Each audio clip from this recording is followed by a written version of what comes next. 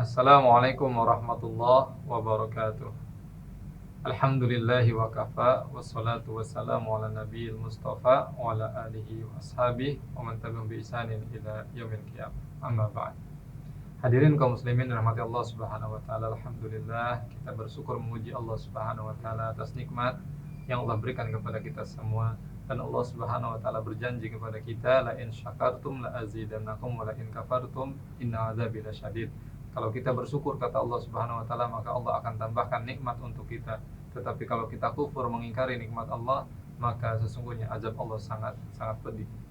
Maka kewajiban kita setiap kali kita mendapatkan nikmat dari Allah Subhanahu wa taala, kita bersyukur memuji Allah Subhanahu wa taala, kemudian kita gunakan nikmat tersebut ya, untuk meningkatkan ketaatan dan ibadah kita kepada Allah Subhanahu wa taala.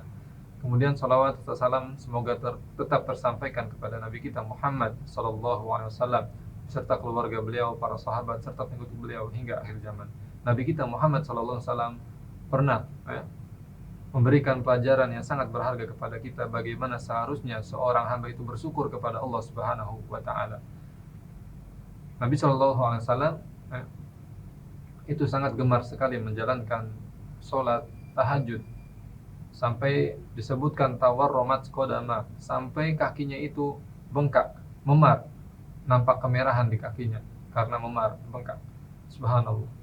Kemudian ditanya oleh istri beliau yaitu Aisyah radhiyallahu anha, kenapa engkau melakukan bersusah payah menjalankan ibadah tahajud sedangkan dosa-dosamu itu sudah diampuni oleh Allah Subhanahu wa taala dan engkau dijanjikan surga oleh Allah Subhanahu wa taala?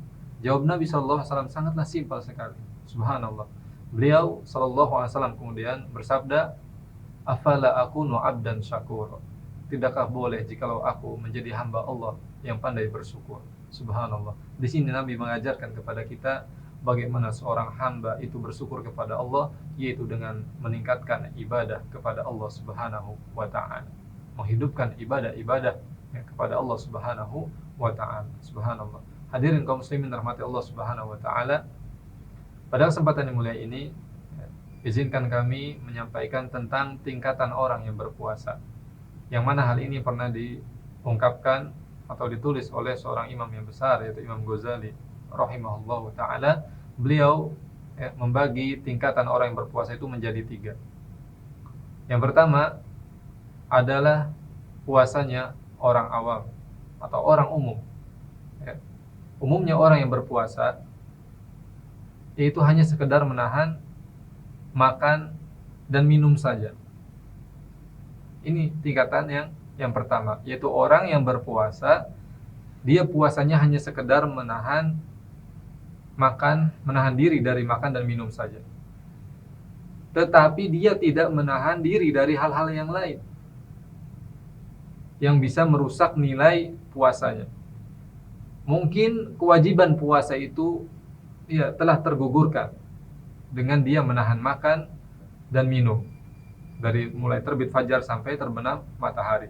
Tetapi ketika dia mengisi waktu-waktu puasanya dengan hal-hal yang kotor, perbuatan dosa, maksiat, maka nilai pahala puasa itu akan hilang.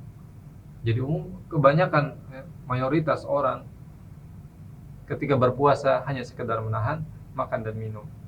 Di sana Nabi sallallahu alaihi wasallam mengingatkan kepada kita semuanya. Kata beliau sallallahu alaihi wasallam, "Man lam yada qaulaz zur wal amala bihi falaysa lillahi hajatun fi ayyada'a ta'amahu wa syaraba." Subhanallah. Ini kabar dari Nabi sekaligus peringatan yang keras bagi kita semua, bagi orang yang berpuasa. Kata beliau sallallahu alaihi wasallam, siapa yang tidak meninggalkan perkataan dusta, perbuatan sia-sia dan mengerjakan hal-hal yang tidak ada faedahnya sedangkan dia dalam keadaan puasa, maka kata Nabi SAW, Allah tidak butuh kepada puasanya meskipun dia telah susah payah meninggalkan makan dan minum. Meskipun dia telah susah payah menahan lapar, haus dan seterusnya, puasanya tidak dibutuhkan oleh Allah Subhanahu wa taala karena dia isi waktu-waktu puasanya dengan hal-hal yang justru merusak nilai pahala puasa itu sendiri. Inilah puasa orang awam, ya. Hanya sekedar menggugurkan kewajiban berpuasa saja. Kemudian yang kedua, tingkatan kedua adalah puasanya orang khusus. Subhanallah. Puasa orang khusus adalah dia yang berpuasa tidak hanya sekedar menahan makan dan minum saja, tetapi juga menahan diri dari hal-hal yang bisa merusak pahala puasa. Subhanallah. Makanya di sana ada seorang sahabat yang bernama Jabir ibn Abdullah radhiyallahu anhuma. Beliau mengatakan, "Idza sumta falyasum sam'uka wa basaruka wa lisanuka." Apabila engkau berpuasa, maka ikutlah berpuasa juga pendengaranmu, penglihatanmu, dan juga lisanmu. Artinya jagalah pendengaran kita, pandangan mata kita, lisan kita, ya, dari perbuatan maksiat dan perbuatan yang kotor, supaya tidak merusak nilai pahala puasa kita. Kemudian kata beliau melanjutkan perkataannya, wala taj'al yauma shaumika wa yauma fitrika sawa. Dan janganlah engkau jadikan, ya, hari berpuasamu dengan hari tidak berpuasamu itu sama saja, tidak ada beda. Subhanallah. Jadi harus ada perbedaan, ya. Ketika kita berpuasa, ketika kita tidak berpuasa itu harus ada perbedaan. Jadi hari yang kita isi dengan ibadah puasa, maka harus benar-benar kita jaga, ya, kualitas puasa kita supaya tidak tercemari, terkontaminasi, ya, dengan perbuatan-perbuatan yang justru akan merusak nilai pahala puasa kita.